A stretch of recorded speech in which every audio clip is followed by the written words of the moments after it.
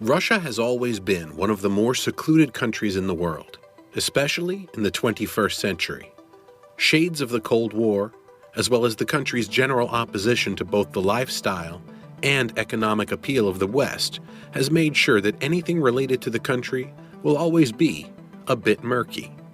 In 2022, however, things were kicked up several notches after Russia invaded Ukraine. For the past 2 years, both countries have been locked in fierce fighting, with thousands dead and millions being displaced. To respond to Russia's agitations, the international community has set up several hard-hitting sanctions against the country. And while the impacts of the economic sanctions are still to be seen, there is one area where Russia appears doomed to feel the repercussions: tech. So what exactly is going on with Russia's tech sector, and why is it in trouble? Let's dive into everything you need to know. Russia's invasion of Ukraine was pretty much going to happen. For years now, Ukraine had flirted with the possibility of joining NATO, a move which, as the Russian government saw it, would weaken its standing even more and essentially bring NATO to its doorstep. With one of the biggest fragments of the former Soviet Union now threatening to switch sides and join NATO, Russian President Vladimir Putin and his cabinet knew that they could absolutely not let that happen. So in early 2022, Russia struck first, invading Ukraine and essentially trying to annex the entire country in a move to stop the expansion of NATO once and for all. The moment the war began, the entire world was placed on high alert. Everyone immediately realized that there would be no getting out of this one, and that something drastic needed to be done if a resolution was to be achieved. Here's the thing though, Russia has nukes, and President Putin had pretty much made it clear that he wouldn't be scared to use them if he felt like Russia was being threatened by any external parties. If there's one thing Putin is not, it's a joker, and his threats were taken very seriously by the international community. Still, the international community had to do something. And in the absence of direct military action, the best bet was to immediately hit Russia with sanctions. The goal here was simple. If the sanctions had a strong enough effect, they would directly cripple much of Russia's revenues, leaving the country unable to finance its war effort for long. Eventually, Russia would be bled dry, and the war would end before long. Of course, when the sanctions were announced, many believed that they would primarily affect Russia's oil industry. Oil and gas are Russia's biggest exports, so it only makes sense that the United States and the international community will hit this industry particularly hard. We all saw the actions that followed after the war began. Countries seized properties that belonged to Russian oligarchs. Many billionaires with ties to the Kremlin were forced to sell off things like their yachts, football clubs, and so on, and even some top government officials were arrested and made to depart with some of their properties. But also, part of the goals of these sanctions was to actually affect Russia's tech space. Particularly, the United States was looking to cut off Russia's ability to access high-tech imports, while also restricting its access to technological inputs. This way, the objective would have been to reduce the efficiency of the country's industrial might and its ability to expand its influence on the world stage. In terms of these sanctions, the United States took a two-pronged approach. The first thing was to single out several state-owned companies and military end users, and they pretty much blacklisted them. This meant that these entities were unable to access things like parts, components for machines, and more. They were also left out in the cold, unable to access repair manuals, firmware updates, financing, and more. These entities were unable to access tech from American companies or even tech that had American-made components without express approval. And you can imagine, even when these entities sought approval, they were mostly denied expressly. At the same time, even non-military end users were still barred from using American-made technologies. Things like semiconductors, lasers, sensors, encryption technologies, navigation, avionics, and much more were suddenly out of reach for these entities, making them pretty much stranded. Now, the United States wasn't the only country to impose these sanctions. Other tech-forward nations like Japan and South Korea did similar things, but many of these countries initially tried to take a bit of a calmer approach to things. For instance, South Korea got an exemption from the United States that allowed them to export Samsung phones to Russia, while Italian Prime Minister Mario Draghi also reportedly lobbied to remove luxury goods from the list. At the same time, countries in the European Union also had to carve out deals that would allow Russia to continue sending them natural gas. Before the war began, Russia supplied about 40% of all Europe's natural gas, and authorities were well aware that any drop in this could be catastrophic for them going forward. So while European countries regretted the fact that they were so reliant on Russia, they also knew that they didn't necessarily have a choice here. Still, as the war went on, it kind of seemed like even the private companies that would have preferred for their products to still get to Russia started to have a rethink themselves. Many of them knew it was a bad PR move to still be in business with Russia in any ways, so they kind of just boycotted the country on their own. Even energy buyers decided to halt purchases from Russia. And with logistics giants also avoiding Russia, many companies found that it was almost impossible to get their products to the country, even if they wanted to, which many of them did not. These sanctions affected just about everything. Airlines stopped operating in Russia. Car makers chose not to sell or operate in the country. Phone sellers couldn't move products into the country, and so much more.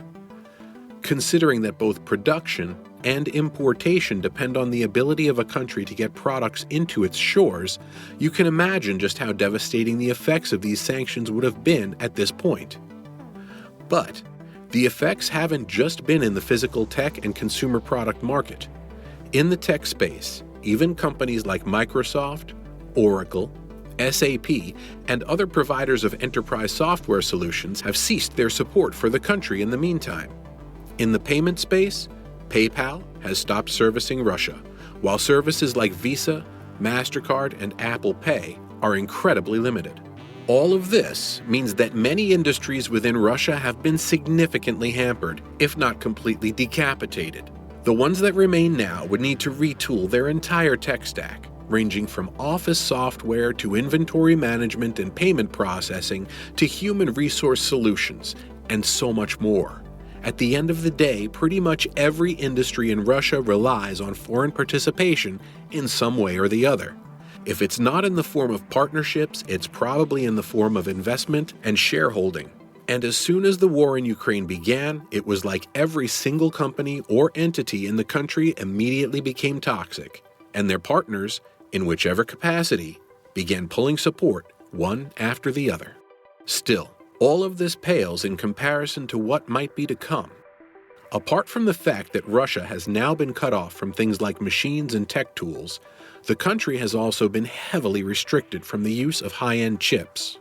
Following the start of the war, Intel and AMD, two of the largest producers of semiconductor chips in the world, announced that they would stop all shipments to Russia. This announcement particularly affected industrial chips, which means things like server and PC chips would no longer be available in the country. The implications of this can't possibly be overstated. Essentially, Russian companies would be unable to access things like server expansion for their cloud-based operations, supercomputers for both industry and military use, and so much more. At the same time, companies like Nokia and Ericsson halted sales of network equipment to Russia, and even entities like Huawei and ZTE won't be able to ship any products that have been made with sanctioned technology.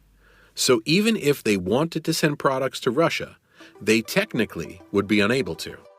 Now, it should be pointed out that Russia isn't necessarily a consequential country when it comes to the semiconductor industry. The country reportedly accounts for less than 0.1% of all semiconductor purchases worldwide, and that's mostly because it imports ready-made products instead. Still, the fact that Russia still needs to use semiconductors, regardless, means that these sanctions would only hamstring it even more. While Russia has had to develop its own semiconductor manufacturing capabilities, The country hasn't really had much luck on that front if we're being honest. Most of the chips being produced in Russia are low-end, meaning being used for things like powering credit cards, and even the country's major chip design companies use TSMC as a manufacturing partner. TSMC is the world's largest chip manufacturer, and it's based in Taiwan. As you can imagine, even they aren't exactly enthusiastic about working with Russian companies for the time being. So what can Russia do? Can they just rely on China instead? Well, not exactly. China might not necessarily play ball with the international community, but the issue here is that even China's biggest manufacturers, like SMIC, still use a lot of foreign components in their chips. So even if they wanted to, these companies would be barred from selling to Russia or risk landing on sanctions lists themselves. You see, all of this is made worse by the fact that Russian companies really didn't prepare themselves for the scale of these sanctions. I mean, sure, they saw what happened when the government first invaded Crimea, and the international community launched the first round of sanctions. And while the Russian government has tried to reorient the economy in such a way that future sanctions won't have so much of an effect, there's really only so much that can be done here. And when it comes to preparing for these current sanctions, the Russians did not see any of this coming. In the background, Putin actually worked to increase Russia's foreign reserves to about 650 billion. This way he knew that he had a big enough war chest when the fighting started. But even at that, about 300 billion of that cash was kept in foreign accounts, meaning that the money was frozen solid as the sanctions hit. Essentially, even the big man in the Kremlin wasn't completely bulletproof. On the economic front, Russia has also suffered a lot, with its official currency, the ruble, sliding more than 80% after the war began. The only reprieve that the currency had came when the government hiked interest rates and ordered banks to stop selling FX. But this also came with some unintended consequences, with interest rates being as high as 21%. Russian companies found it extremely difficult to get loans and raise money. At the same time, countries like China also slowed down loans to Russian entities due to fears of a Russian collapse affecting their banking sector. With about 2/3 of Russia's money being frozen abroad, and the government spending the rest trying to keep the war going, bailing out its companies has been pretty challenging too. All of this is to say that Russia's position as a result of the war has become incredibly precarious.